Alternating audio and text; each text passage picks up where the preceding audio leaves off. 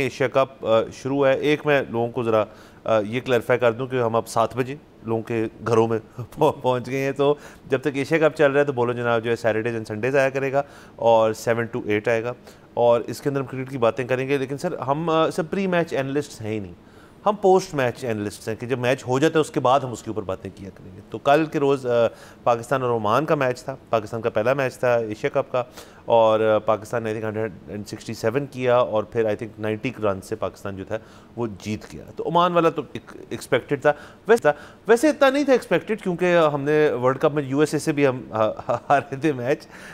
तो ये कल अलबत्ता बहुत ही एक ज़बरदस्त मैच है, इंडिया पाकिस्तान का मैच है। कल आई थिंक 7:30 बजे पाकिस्तान स्टैंडर्ड टाइम वो शुरू होगा मैच और बहुत उससे पहले ही गुफ्तगू बातें चल रही थी कि पाकिस्तान इंडिया का मैच होगा, इंडिया पाकिस्तान से खेलेगा, कहाँ पे खेलेगा। फिर ये टूर्नामेंट जो है अब यूएई में है। अब अगेन बहुत सारे जो सीनियर क्रिकेटर्स हैं उनके बयानात मौजूद हैं। वसीम अकरम साहब ने कहा है कि जी आप सारी चीज़ें साइड पे करके एशिया कप एंजॉय करें, आप दोनों टीमें खेलें और फैंस को भी एंजॉय करवाएं क्योंकि आपको पता है ये बड़ा हार्ड हिटिंग मैच होता है। उसके साथ साथ कुछ कंट्रोवर्सीज भी चल रही थी कि जो सूर्य कुमार यादव है जो आई थिंक ट्रॉफी सेरेमनी थी उसके ऊपर शायद चमगोइयाँ थी जी कि मोहसिन नकवी साहब और जो हमारे कैप्टन है साइम ने सलमान आगा ने उनसे हाथ नहीं मिलाया, लेकिन ये डिबंक हो गई कि ऐसी कोई बात नहीं थी। और ये भी अब इसके ऊपर जो है बहुत ज़्यादा क्यूरियोसिटी है कि जी मैच जो भी हारे जो भी जीते तो उसके बाद जो एक कस्टमरी हैंडशेक होती है वो अब इंडियन प्लेयर्स पाकिस्तानी प्लेयर से करेंगे या नहीं, हमें तो कोई मसला नहीं, हम तो क्रिकेट खेलने आए हैं। लेकिन इंडिया के अंदर आपको पता है ये एक बड़ी चीज़ है कि प्लेयर्स लेबल हो जाते हैं। ये जो अभी सीनियर्स का एक टूर्नामेंट हुआ था, लेजेंड्स टूर्नामेंट जो था, उसके अंदर भी इंडिया ने इनकार कर दिया था खेलने से क्योंकि जी शायद फरीदी साहब टीम में होंगे तो हम नहीं खेलेंगे। फिर वो टीम वो नहीं खेले वो मैच, उसके बाद अगला मैच आया वो भी नहीं वो खेले, वो भी बड़ी श्राउडेड एंड कंट्रोवर्सी थी, फिर भी इंडिया ने मना कर दिया। तो अब ये सारी चीज़ें जो है ये मंजर यहाँ पे ये बड़ा पोलिटिसाइज्ड हो चुका है। इंडियन सुप्रीम कोर्ट में किसी ने अपील की हुई थी जी कि ये मैच नहीं होना चाहिए, वो सुप्रीम कोर्ट ने चुप के बाहर फेंक दी। So again cricket is happening. Point ये कि मैच तो हो रहा है, अब उस मैच को आप क्रिकेटिंग नौयत के अंदर से जो होना है वो तो होना है। अब उसके इर्द गिर्द के जो सियासी अनासर हैं अब उनको आपने कैसे डील करना है, आपने ये उनको आने देना है इसके बीच में या नहीं आने देना। पाकिस्तान का I think straight from the top एक बड़ा सीधा साधा एक रद्द-ए-अमल है तमाम चीज़ों पे कि जी हम क्रिकेट खेलने हैं और हम क्रिकेट के लिए हम रेडी हैं। So there is no political angle as far as we are concerned, ये मेरा मानना है।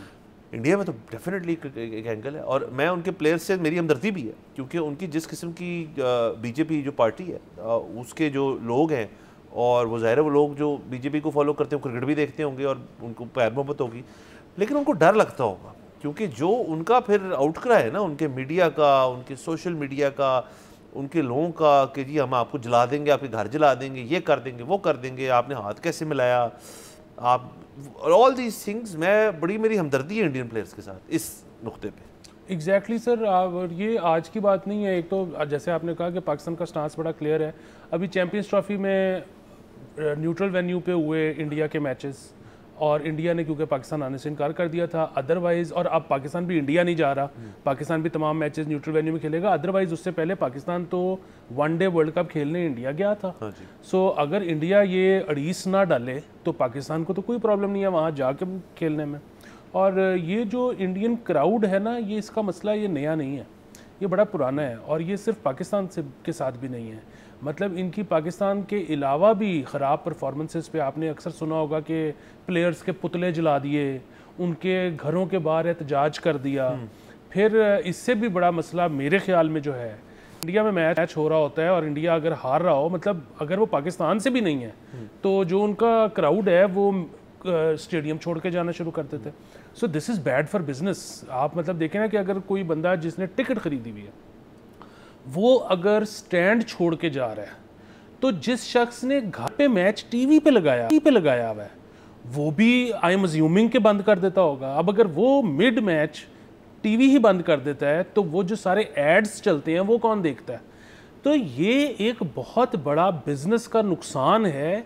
मुझे समझ नहीं आती कि इंडियन सरकार इतने अरसे में एक कैंपेन क्यों नहीं चला पा रही जिसमें वो लोगों को बताए कि आपने इतना जज्बाती नहीं होना और क्योंकि उसकी वजह है कि इंडियन सरकार को मैं क्यों समझता हूँ कि ये करने की ज़रूरत है, क्योंकि देखिए at the end of the day cricket एक परफॉर्मिंग आर्ट है, इसकी टिकट बिकती है, इस पे मर्चेंडाइज बिकती है, इस पे ऐड लगते हैं, इसके राइट्स बिकते हैं, तो वो क्यों होते हैं? क्योंकि इसमें आई बॉल्स मिलते हैं। तो आपके अगर जो स्पेक्टेटर्स हैं, मतलब इंडिया जो है वो जो बिग 3 की बात होती है, नंबर 1 की बात होती है, इंडिया डिसाइड करेगा कि कौन सी टीम किस टीम से कितने मैचेस खेलेगी, वो जो उनकी अजारादारी है क्रिकेट के ऊपर, वो किस चीज़ के ऊपर है? वो इस चीज़ के ऊपर है जी कि सबसे ज़्यादा देखने वाले क्रिकेट के हमारे मुल्क में हैं। वेरी गुड, ज़बरदस्त, लेकिन अगर वो पूरा मैच ही नहीं देखते तो ये तो फिर बात गलत है ना। सब्सक्राइब करें और बेल दबाएं ताकि कोई खबर रह न जाए।